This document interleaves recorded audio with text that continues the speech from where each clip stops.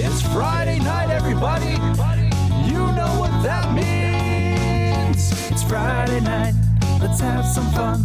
Let's get together and play a ton.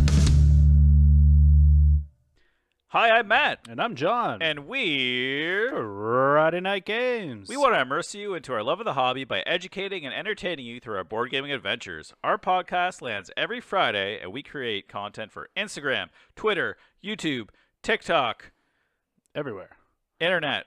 This episode is sponsored by Tabletop Renaissance, but check out our other local board game stores as well. We think they ship all across Canada at the very least. We don't actually know. I know Brimstone does. Okay. So try anyway.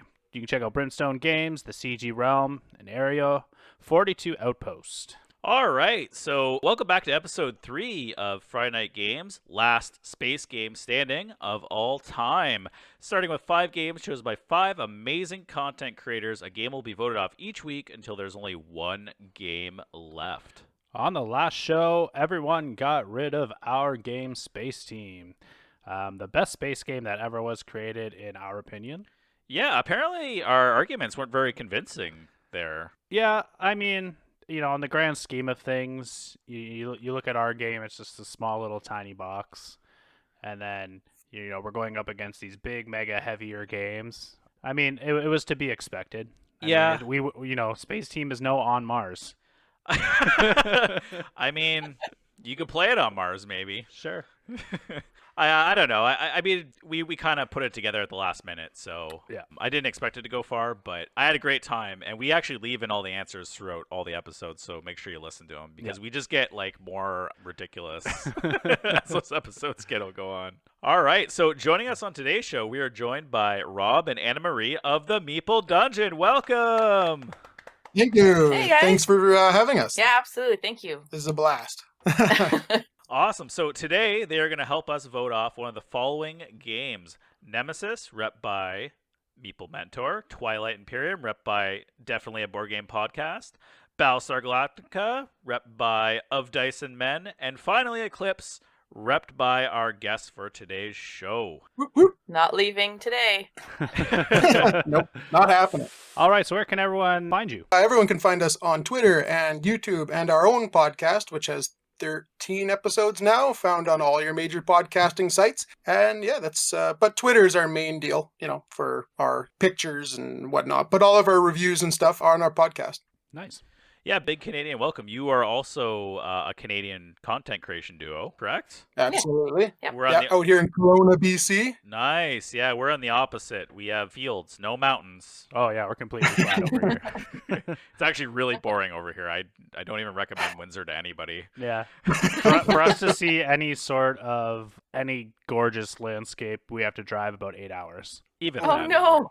And even then, it's still boring. I just have to open those blinds right there, and then I see lots of good things. Stop it. Stop rubbing it in right now. Yeah, we have to drive to almost Ottawa before we start seeing the ground rise. Yeah, true. All right, so Rob, you know John is in a band, I'm sure, or was in a band. Yeah. You were also in a band at one time. You wanna? I was. What type of music was it? We were a pretty heavy rock band, and we played steadily for about 10 years or so. And we traveled around BC, a little bit of Alberta as well. But yeah, we did it for a long, good time right out of high school. And then the only reason we stopped was that our main writer and lead singer went to film school. And he now writes movies in Hollywood. What a loser. I know, right? Right? What, you know. He didn't invite you? Just so selfish. He didn't I invite? know, ridiculous. Why not?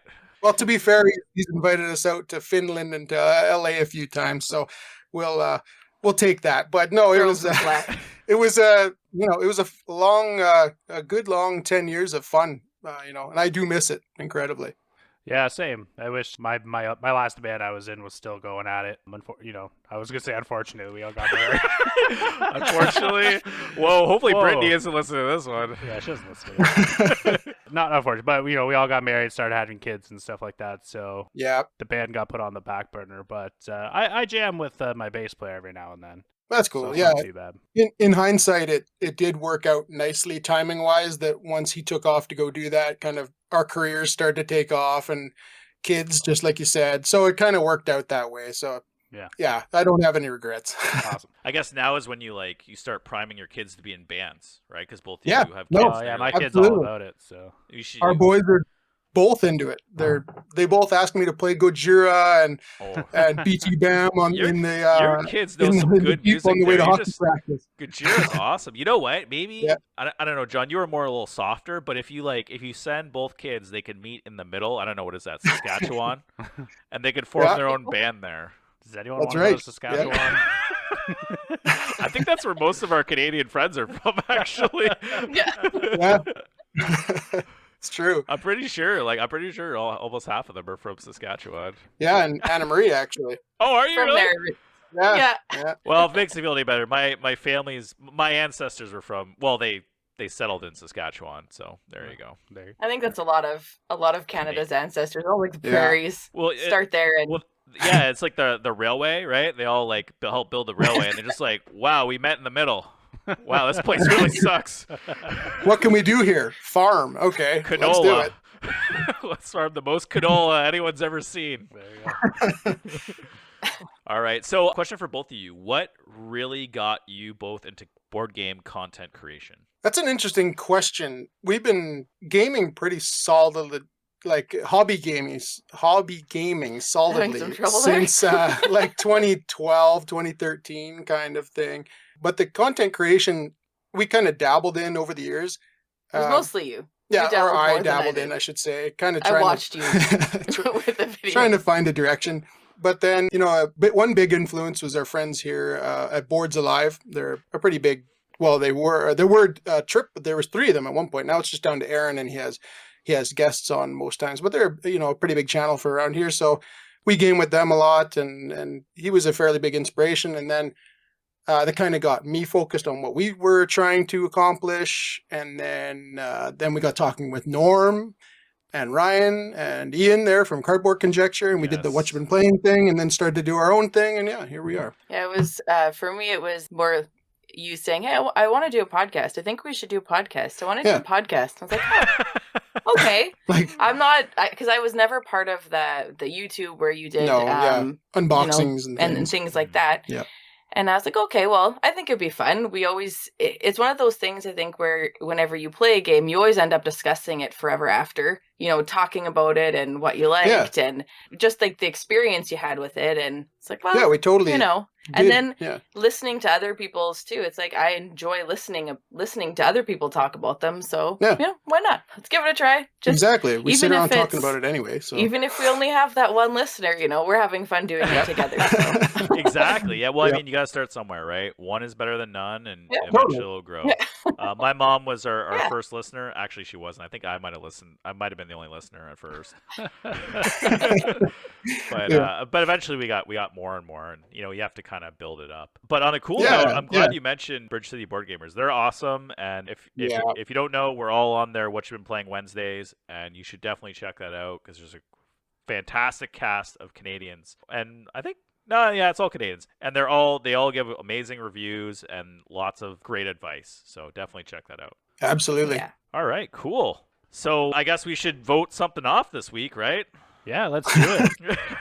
Yes. So this week we're left with Nemesis, Twilight Imperium, Battlestar Galactica, and Eclipse. So all the bad games on this list. Yeah. Ours unfortunately, got Yeah, voted off last week. the best game got voted off. Yeah, exactly. I like how I make myself laugh. But anyways, so the question of today's episode that we're going to discuss is, what is the space theme of this specific game? Why or how does it attract players to play the game? And why might you like it so much? Let's give that a listen. Okay, John, what is the specific space theme of this game? And why or how does it attract players to play? Okay, well, you're on a spaceship. There is no other space theme. What about Mars? No. What about colonization? No. What about fighting aliens? No. What about eating space food? No. What about tech tracks? No. What about the flux capacitor? Probably. What about giant Cylon cyborg fighting aliens? No. What about Star Trek? No. What about ice cream? Sure. What about yelling at each other over parts? Oh, yeah. We're always yelling at each other. Oh, right. Yes, it has yelling. Finally, the theme we want.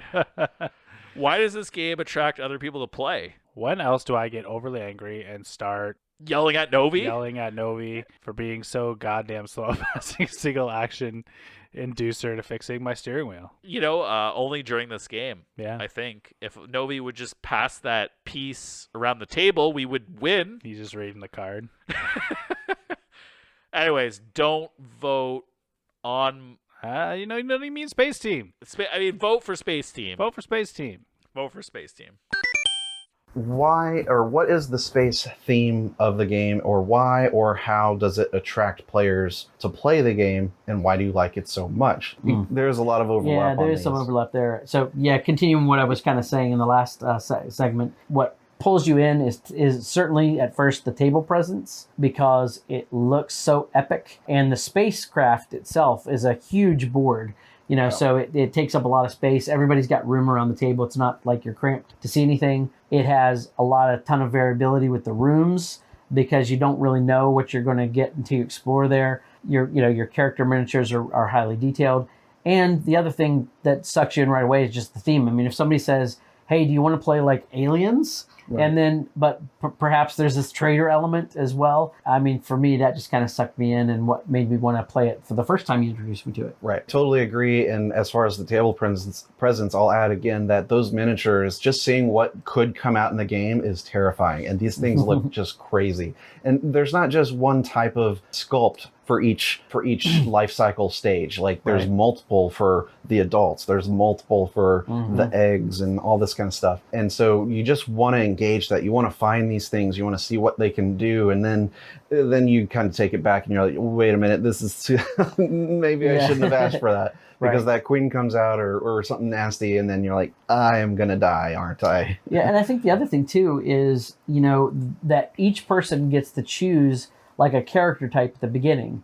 So you kind of know what you're going to be, like if you're have a medic, or you might have a pilot or something like that. But usually you have more than one character to choose from. Yeah. And so there's even like a criminal who shows convict. Up. Yeah, he's convict. He's handcuffed, and one of the other players is going to have the keys to the handcuff, and you have to work a little bit together if you want to unlock your hands. Right, and so there's some mistrust that gets there. So just the variety of characters that you're playing as well, and the special abilities. Yeah. Everybody's got their own deck of cards too. The way that these objectives play into the general objective of just like fixing the ship and going to Earth is really fun and really dynamic, and it changes every time. So the more you've played this game, the more you kind of know what to expect as far as what types of objectives people might be playing. And if you notice someone's like trying to sabotage someone in particular, or you start to suspect people of lying, because if you check the status of an engine or coordinates, then you're like,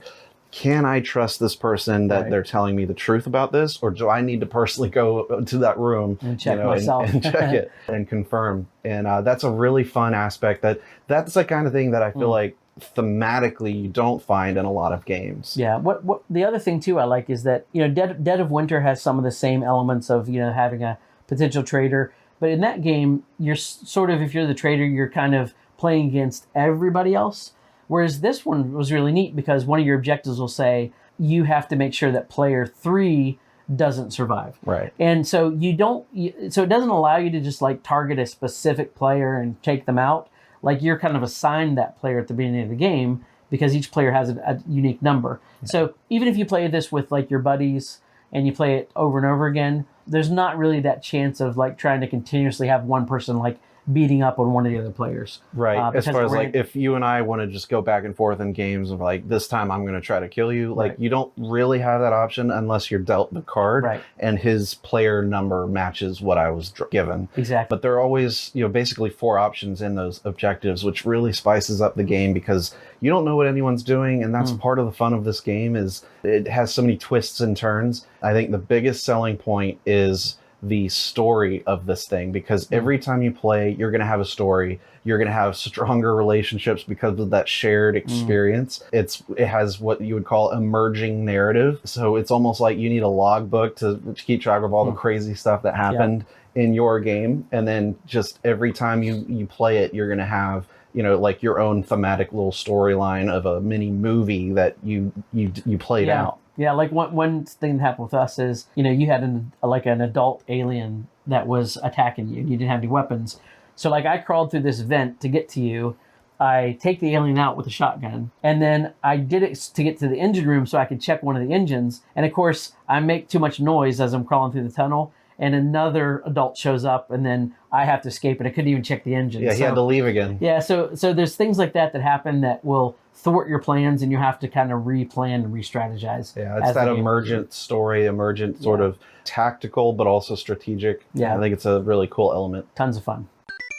Hello, everybody. I'm Rob. And I'm Anna Marie. And we are the Meeple Dungeon. You can find us on Twitter and YouTube and on our own podcast. You can find on all the major podcasting sites. And we're here today to talk more about how Eclipse is the most exceptional space-themed game of all time. Which it is. Yeah, and we're going to just talk about that, the theme. So what is the theme of Eclipse? So I'm going to set the stage for you. All right. All right?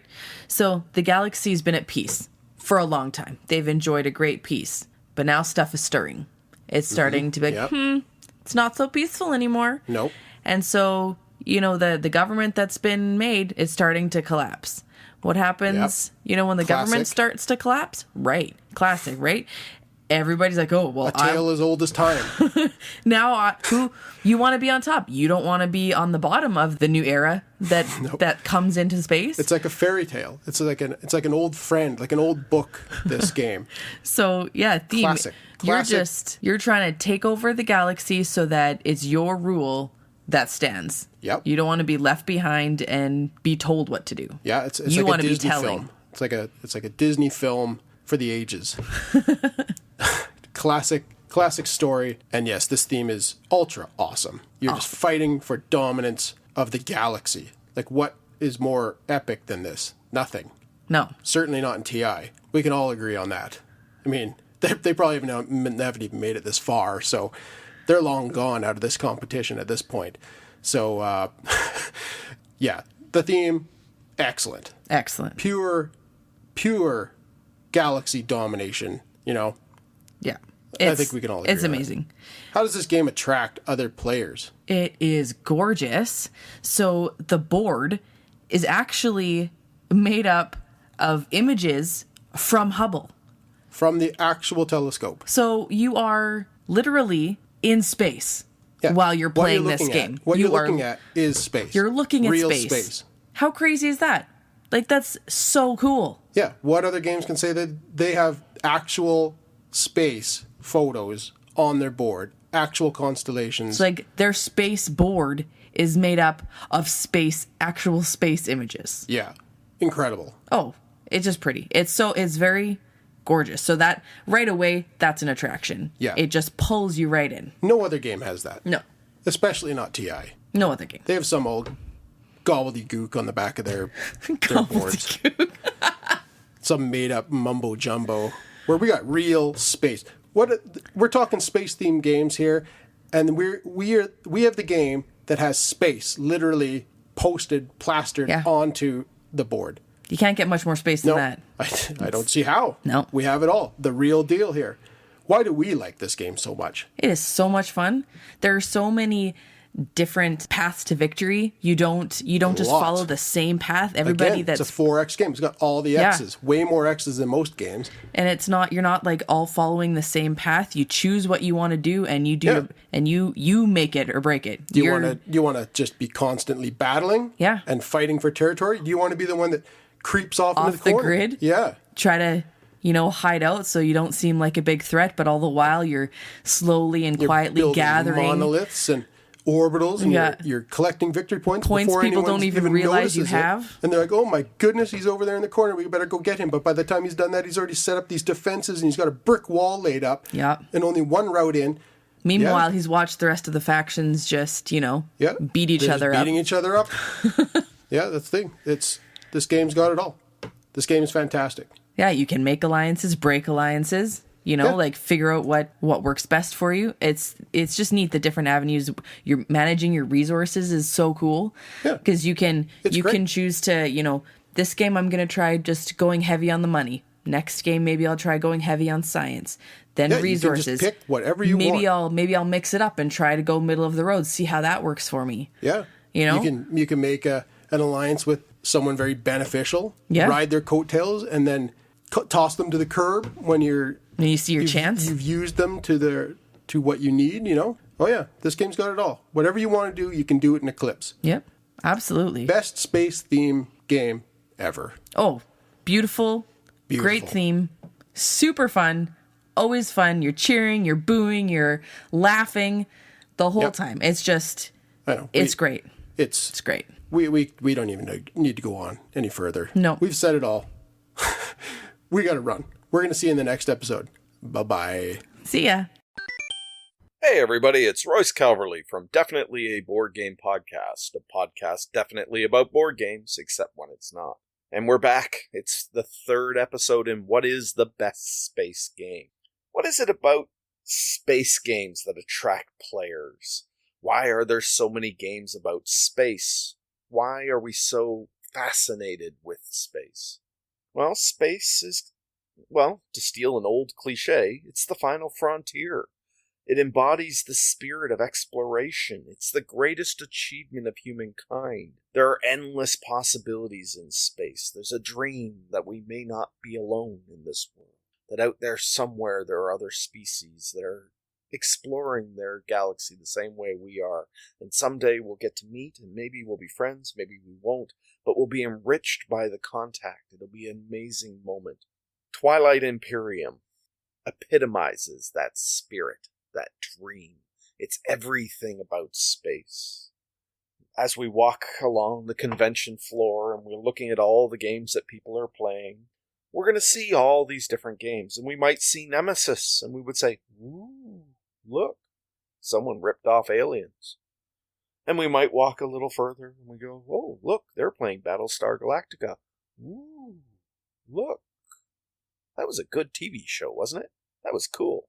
Looks like they made a game of it. Let's go watch the TV show. Or maybe you walk a little further and you see On Mars and you go, ooh, look. Maybe you say, that's Ian O'Toole's artwork. That must be a really heavy Euro game. Or maybe you just say, that game looks hard, which, let's face it, is code for, it's not exciting enough that anybody really wants to go over and learn the game. If you're not a Vital Lacerda fan, an Ian O'Toole fan, you're probably not going to go over and look at it. And then we have Eclipse. And the people go, ooh, look. Wait, didn't we see this game already? Wasn't there a bigger, better version at the table over there? Yes, there was. And that bigger, better version was Twilight Imperium. Look, don't settle for knockoffs or cheap copies. When you're wandering along the floor of the convention, go for the game that drags you across the room.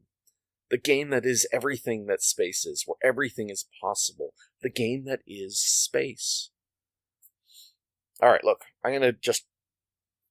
My friends have made a lot of fuss about the length of the game. Twilight Imperium takes forever, blah, blah, blah, blah, blah, blah, blah. Look, first of all, not one of these other games has a playtime that is less than, 3 to 4 hours. All of these games are insanely long. If you're going to spend the time exploring space, you need some time. And Twilight Imperium, I will admit, is a long game. It has to be. It's an experience. It's one of the games that you will talk about for years to come. People play Twilight Imperium once a year sometimes just to have that incredible experience. Or they play it every weekend to have that great experience, and they always talk about the great game they played last weekend. It takes 4 to 8 hours for the 4th edition, but the others take, 3 to 4 hours anyway. So if you're going to block off most of your day to play a game, why not play the one that literally is space? The one that has that spirit, that emotion, everything that attracts us to a space game.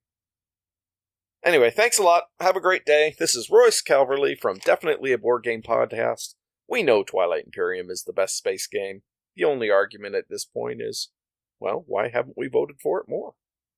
Have a great day, everybody. You are listening to Of Dice and Men on Friday Night Games, who are doing Last Game Standing, Round 2, Battlestar Galactica. I'm sure at this point is still crushing through the competition through the other podcasts with their own weaker submissions for best game. But we're talking about this best space-themed game. I'm here with Adam and Chad. My name is Ryan. Again, we are Of Dice and Men. Say hi, guys.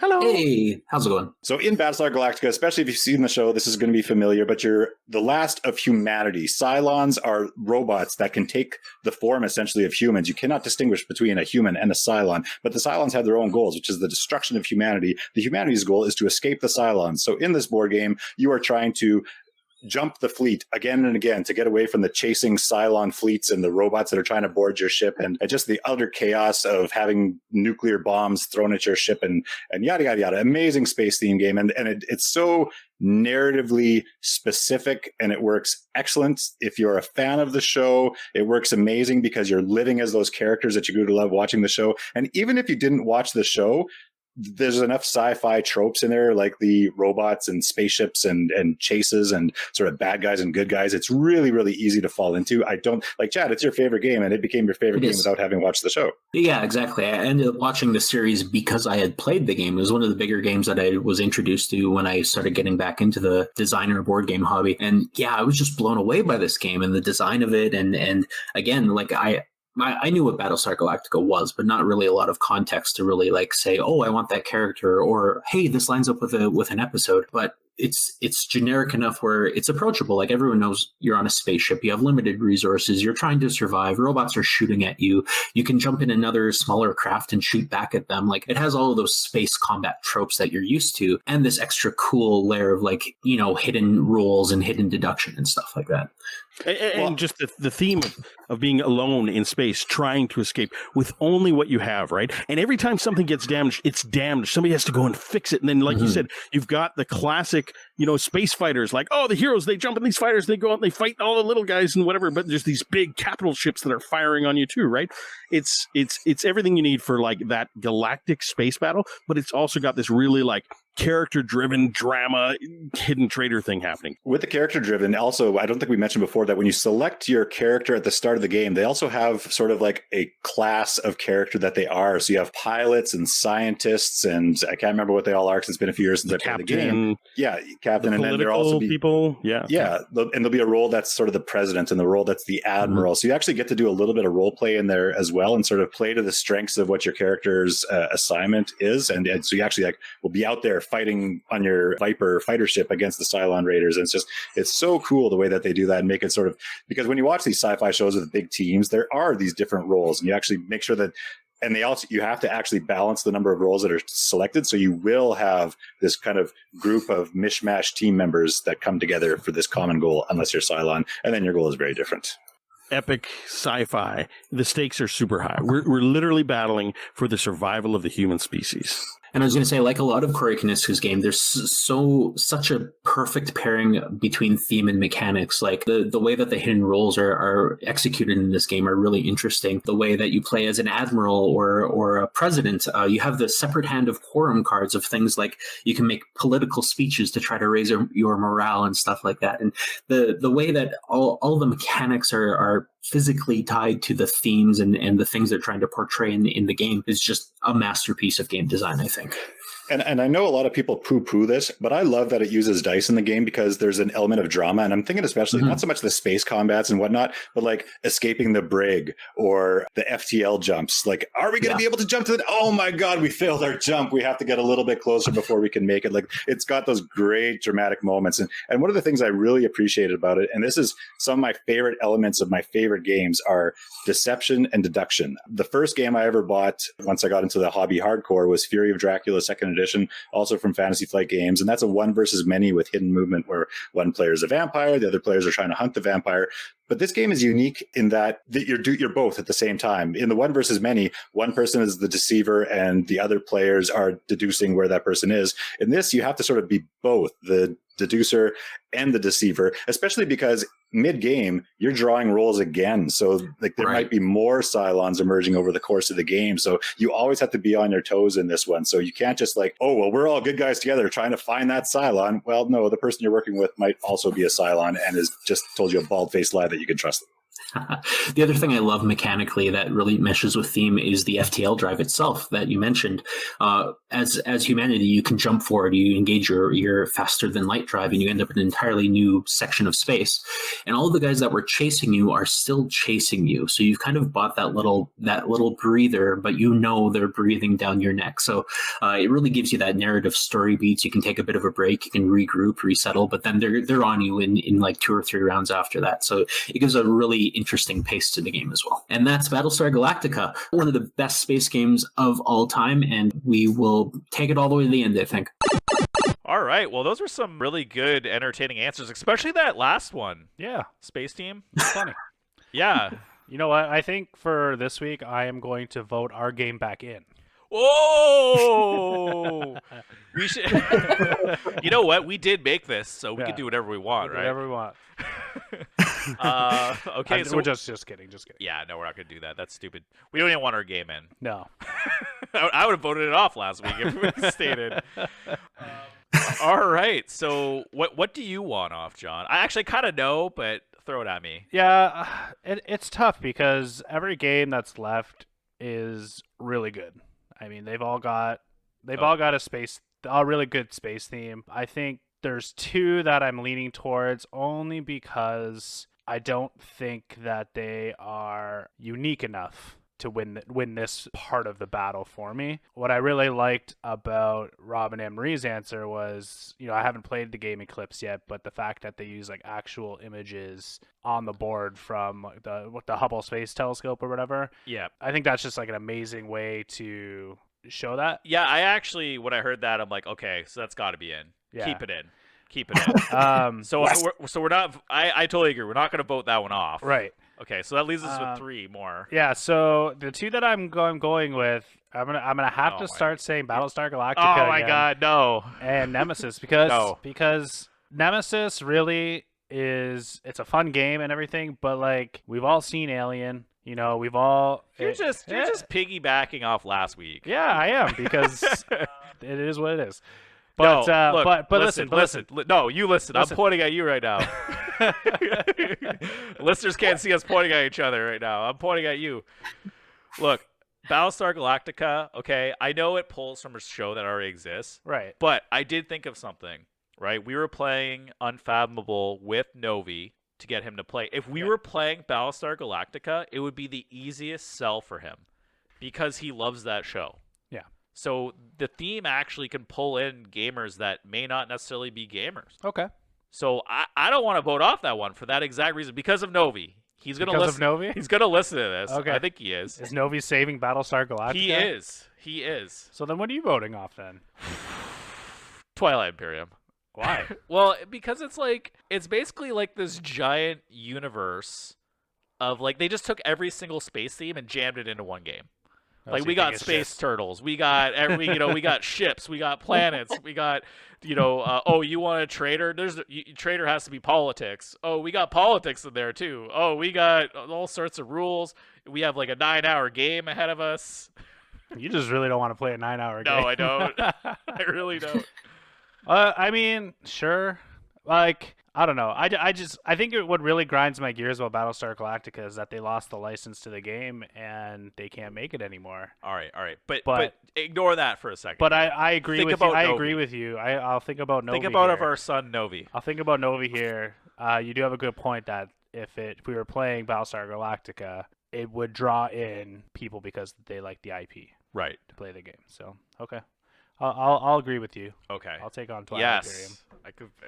Yes. Okay. So our vote is Twilight Imperium. All right. Let's get it going. There we go. All right. So wow, I actually convinced you. I'm surprised. Yeah, I mean, Novi's got a soft spot in my heart. Yeah, mine too. He's the only person who shows up to our Friday night gaming sessions like all the time. Like he's the number one person. Okay, you're doing the right thing. Thank you. So on that note, next we're week. gonna turn we're gonna turn the tables to Rob and Anna Marie from the Meeple Dungeon. And what game do you two want to argue off? I don't think it's much of a secret if you've listened to what we've said in the I did. in And the recording there. You threw a lot of trash talking towards this game too. Oh yeah, no, like a ton. I came out swinging. Also, Rob, don't throw any dice at me, okay, dude? That's at this table That was a right previous here. one. That was This the is previous dice one. throwing table right here. I don't know. We're pretty dead set on eliminating TI because Eclipse does everything TI offers in at least half the amount of time. And better. And better. Way better. With space images. But it's funny that the other game, yeah, exactly. It was funny that the other game you guys were talking about was Battlestar Galactica. Because some of the things that were said that I can pinpoint, it's kind of the opposite of what you were saying, where it would pull people in because they've seen the show. Mm-hmm, mm-hmm. Right. I haven't seen the show, and a lot of the things they said in there, if you've seen the show, if you're a fan of the show, they actually said it's generic enough to pull people in. So, it's and it's all human characters. Yeah. And then Cylons, like, did they say they were robots? Are they even aliens, or are they just robots? They're like, I'm a big, I guess I have a bias because I'm a big Battlestar Galactica fan. But sorry, everyone.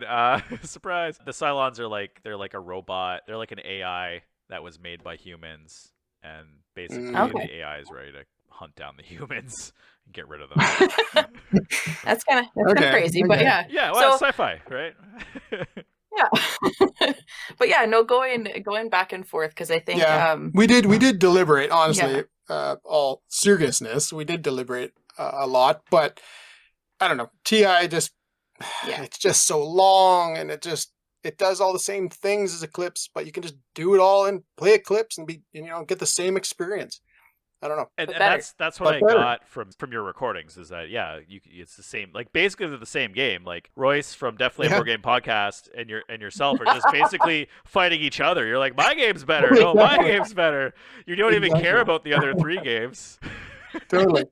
Yeah. I don't know. Battlestar was right in my sights as well. So it's I'm coming for you next. But I think we have to settle on TI getting the vote from us. Okay. Yeah. Okay. All right. Well, I'm gonna go. Sorry, Anna Marie. Go ahead. Oh no.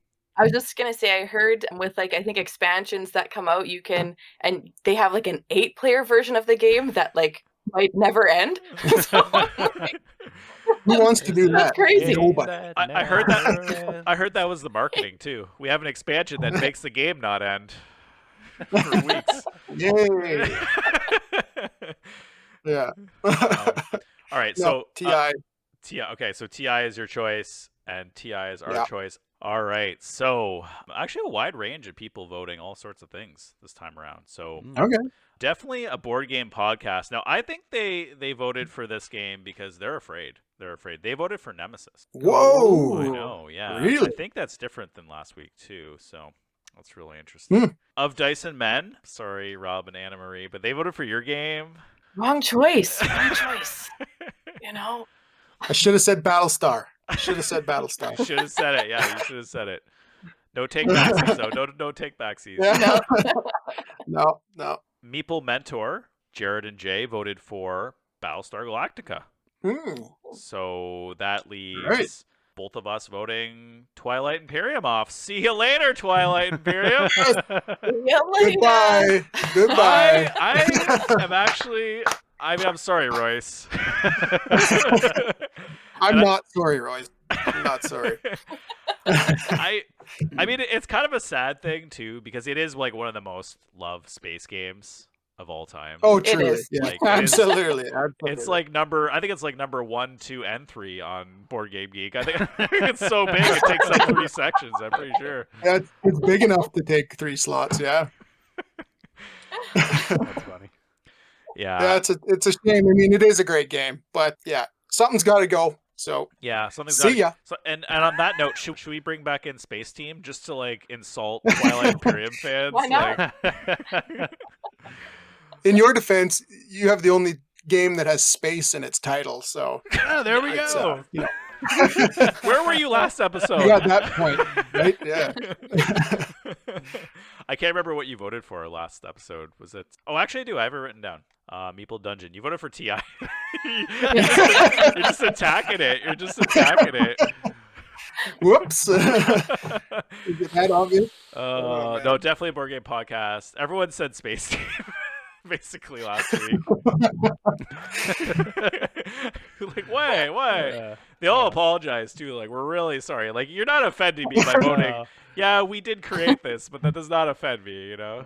We also picked Space Team as a joke. So. Yeah. Well, I mean, kind of. Yeah, kind of. It was like, what game do we not have to play and be able to explain it? Yeah. Very quickly. Yeah, like, okay, we were thrown into this minute, so we got to get this done, right? Yeah. So we just did something we do in 20 minutes, basically. So it works. Hey, it worked. Great. Absolutely. Yeah, I mean, we like humor, so we try to throw a lot of humor.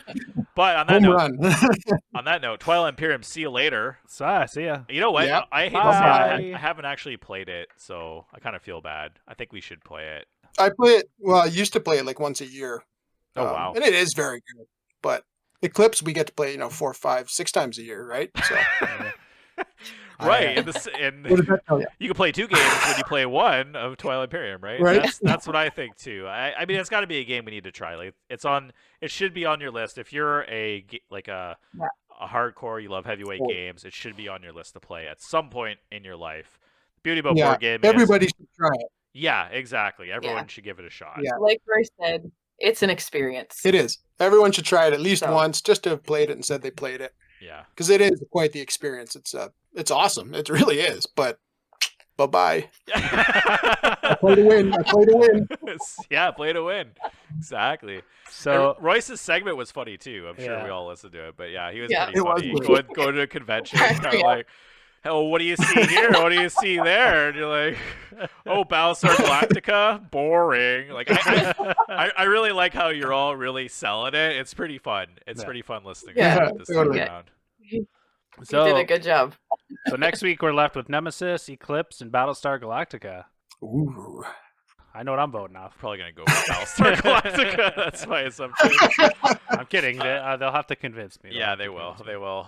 All right. So, yeah, that leaves those 3 games left, right? Was that Nemesis, Eclipse, Battlestar Galactica? Okay, so tune in next week to hear what game is going to be voted off. And if you want to stick around, we're going to do a little flip the table session where Rob and Anna Marie from the Meeple Dungeon are going to ask us a bunch of questions, and we're going to kind of do a little bit of our own cardboard conjecture to copy Bridge City board gamers. There we go. All right. So what questions do you have to throw at us? Okay. Well, the first one, I can't remember. Were we talking off camera about that? I think so. Yeah. Okay. So it's funny that this came up because we were actually chatting about it earlier, but and you said this would be the wrong thing to do. But if I'm looking to buy in Windsor, Ontario, which I am, or you're gonna come here. Yeah, nice. I'm looking to buy property there. Okay. Or we are. When I mean we are looking to buy in Windsor. Is there something we need to know? Like you two are splitting up? Yeah. Well, we'll get to that. Okay. But where would I buy and why? Like, where in Windsor is a good spot? Where would you recommend? Okay. What's my address? Yeah. I would so happen to have a house. Yeah. I would look probably, depending on your price range. I mean, it's pretty different where you go. I'd recommend South Windsor. It is a pretty big area, but there's a lot of nice houses to choose from. Most of the neighborhoods are pretty good. That I'm biased because that's where I live. But yeah, I was gonna say that. But yeah, most of the neighborhoods are pretty nice. There's a lot of good schools around the area. So yeah, I would look there. Or if you're looking for like maybe the outskirts, to come see LaSalle. All have really nice places as well, and they seem pretty safe. I'm on the fringe of I'm in LaSalle, but I'm on the fringe of LaSalle, so I'm like Okay. I'm basically in Windsor. Where I live, like it's pretty close to the 401. It's a Yeah. really nice area. There's actually a wide range of houses in there. Matt and I live actually really close to each other. Yeah, so. even though John lives in South Windsor and I live in LaSalle, we literally live 2 minutes away from each other. Yeah. But I guess Okay, all right. I guess it really depends on what you're looking for. Like, are you looking for like schools? Are Yeah, you looking so- for property? Like, because like if you want like a lot of property, Windsor, like living in Windsor is not a good idea. You would go somewhere like Essex or Leamington or Kingsville. So here's the backstory. Yeah, because you're probably wondering why on earth, right? Do I want to do that?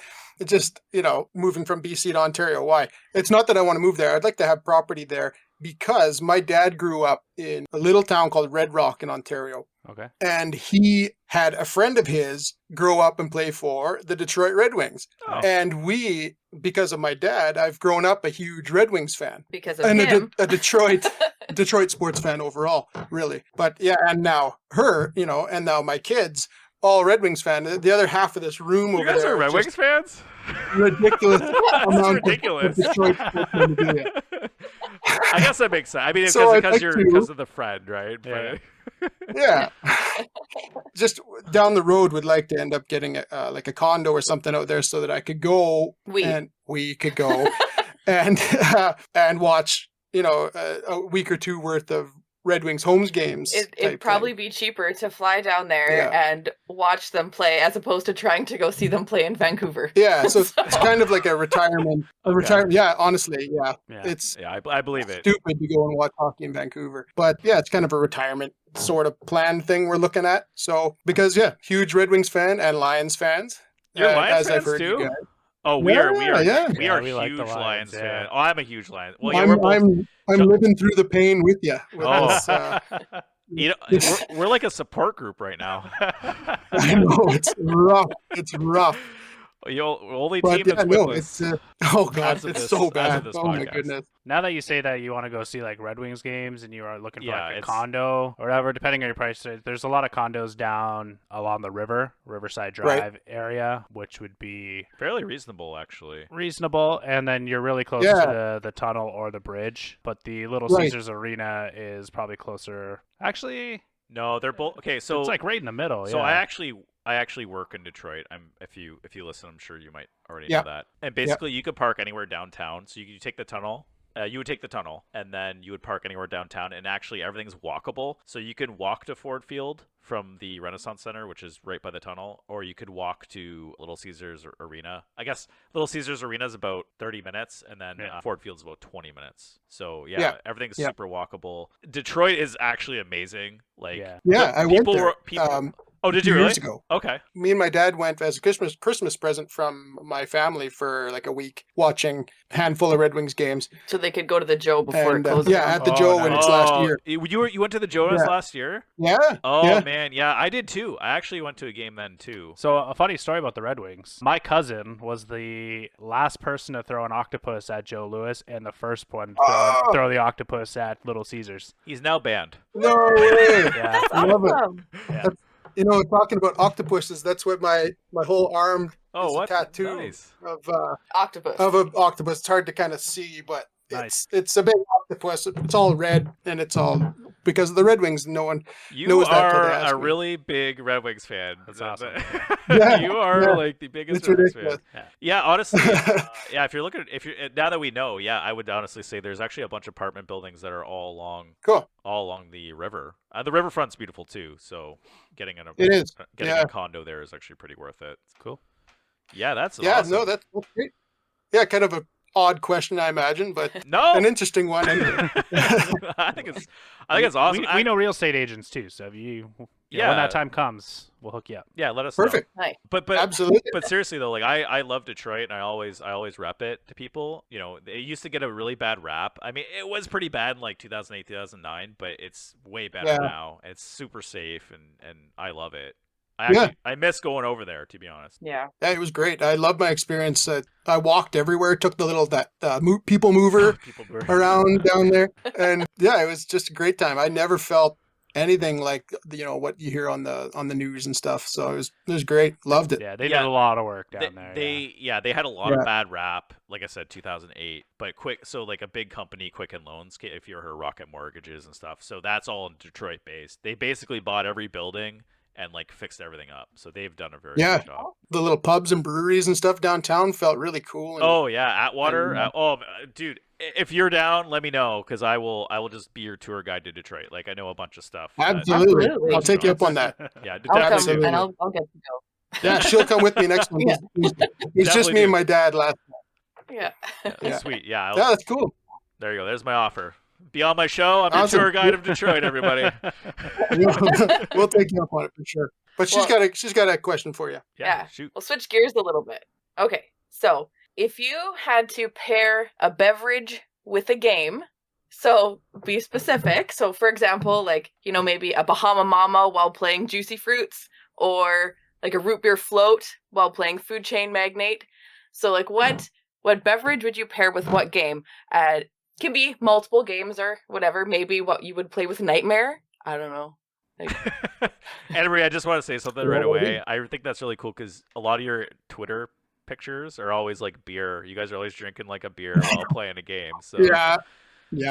I don't know, John. Can you field this one? I gotta think for like 10 minutes here. All right. So drink and board game. Oh, you're just staring at my board game shelf. That's pretty. No, good. I'm just trying to think of. I stopped drinking, so I don't. That could be like a non-alcoholic. Yeah. So. Yeah, like a root beer float, right? Yeah. Okay. I gotta think, 'cause I just drank a cream soda. So. Well, I got an obvious one: viticulture and wine. There you go. And then I would be specific. I like sweet Rieslings. I actually like sugary wines. I think. Oh, that's something cool about Windsor. We have like a small wine region, and we make we make actually a lot of ice wine, and it's all really good. Really? That's similar to here then, yeah. It's not ice wine. It's not as good as Niagara, but it's not bad. Like you get a lot of stuff. That's cool. Yeah, I had no idea you guys had wine out there. Yeah, that's cool. So when I think about it, I've been playing a lot of solo games lately, and one of my favorite solo games to play is Coffee Roaster. Nice. Yeah. All right. Nice. But instead of going with a generic answer of coffee with that game, okay, there is a distillery. Is it a distillery? Yes, Wolfhead. Here called Wolfhead, and they do a really good coffee whiskey. So they don't have it under the Wolfhead name. So it's called Kavi, Kavi, and it's a really nice coffee whiskey. It's very good. So all right. I think I would enjoy a nice glass of that while playing Coffee Roaster. Yeah, you know what? You really hit the nail on the head there, because that coffee whiskey, or it's a liqueur or whatever it is. It's no. So there's a Wolfhead coffee liqueur. Oh, it's different. And then they do a different. It's more like a premium coffee whiskey, and it doesn't have all the sugar and stuff in it that the liqueur has. It's so good. I'll bring it over on Friday. I've had the coffee whiskey. I thought it was liqueur, but no, I know what you're saying. Yeah, I love it, and we are not sponsored by Wolfhead Distillery in Antwerp. 519s. I don't know what the number is actually. If I do, that'd be pretty funny. Wow, that was a very good question. What about you two? What is your pairing? Oh, well, I could think right off the top of my head. I could think of Lord of the Rings: Journeys in Middle Earth, and I would go with the Backhand of God Stout from Crannog Brewing here in BC. Wow, is that like a thick, dark, sunlight does not pierce the stout. It helps it's helped your beard grow over the last. That's right. Yes. Got it. Yeah, that's kind of my go-to for sure. I was thinking maybe something might be a little boring, but maybe a nice glass of ice water while playing Forbidden Desert. Oh, I like that. Yeah, that's clever. That's clever. Sitting under a heat lamp. I thought of another one while we're here. So playing Epic Spell Wars of the Battle Wizards of Nylageddon, La Fin du Monde beer, the end of the world beer. End of the world beer, yes. Nice. Are we just going to do this all night? Are we all just going to come up with different... This is just the next hour. Yeah, pairing. Could go on and on. I like that ice water. Oh, that's good. I like good answer. answers. I like that. That's a cool answer. I never thought of that. What would you play with root? Apple juice? Root? Apple juice. I don't know. Yeah. I don't know. I don't know. It had to be something with like I don't know, wood, like a woodsy, cedary flavor. Yeah. Yeah. Maybe like a Piney. or that IPA. maybe could be like some a gin. peaty, A gin? Yeah. peaty scotch or something. Oh, Yeah, peaty scotch. You know, yeah, Piney peaty IPA. scotch. Yeah. Yeah. I like both those options. Yeah. Wow, I think we found our whole new niche here. There Anna we go. Marie's just gonna become like a board game bartender / like game. Like you go there and she like gives you like a game and like, here, get hammered on this. Good luck getting through Twilight Imperium. That would be like an entire line you would need while you're playing Twilight Imperium. Yeah. It's a bender. Pair one up with each alien species. It's a bender. They come out with like boards of beer for you to drink every hour. I like it. Yeah, I like it the too. sound of it. Awesome. Cool. Is there anything else you want to talk about? Talk a boot? Oh, geez, I don't know. No, that was cool. That was a really interesting discussion. I liked it. Yeah. Yeah. Well, thanks again for coming on. We really appreciate it. Oh no. Thanks for having us.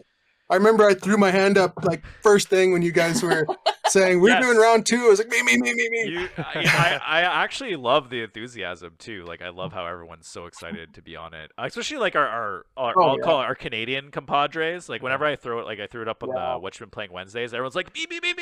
Even people who've been on it before. Right? And then we like. Oh no, it's great. We love it. We go to our American compadres and we're like, come on, will someone? And they're like, we're too busy over here in America. Like, come on, man. Come on, help us out. Yeah. I don't It's know. funny because I'm not a super trash talker, so this was kind of I out know. of my comfort zone trying to like Neither am I.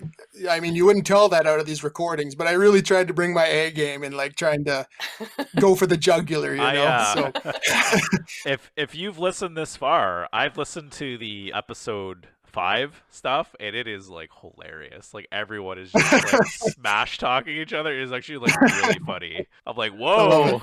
I'm like, it looks like some people like got inspired. Like, I think on the last game standing, like we did that, but not everyone did that, right? So So it now, felt like it was something you were wanting more of. oh yeah, I was like, you can't tell people what to do, right? You're like, because first of all, you're making content for us. I'm like, you know what? You just present something. Like, I don't care. You know, you've done enough by just making it. I can't be upset, right? If you make something for us. But I love it once you start seeing by example, because then you're like, oh, what did they do? Oh, that's funny. Now we're gonna do that. Yeah, right. And it just becomes, it just keeps snowballing, right? So you know, last game standing 3. we tried to bring that energy. Last game standing 3 will just be like everyone in a room trash talking. Like we won't even have questions. Exactly, right? Like just trash talk And everybody. go. Yeah, exactly. Yeah. We'll just cut it into episodes because it'll just be like people will be upset too. You trash talk in person, people will get upset. So There you go. it'll be. Oh Anyways, yeah, it's all This good is a safe fun. space. Yeah, it's all good fun. anyways, And yeah, thanks again for having us. It's been a blast. Thank you so much. So tell our listeners where they can find you once again. Yeah, you can find us on Twitter and YouTube and our own podcast, which has 13 episodes at least by the time you're listening to this. And The Meeple Dungeon. yeah, the Meeple Dungeon, yes.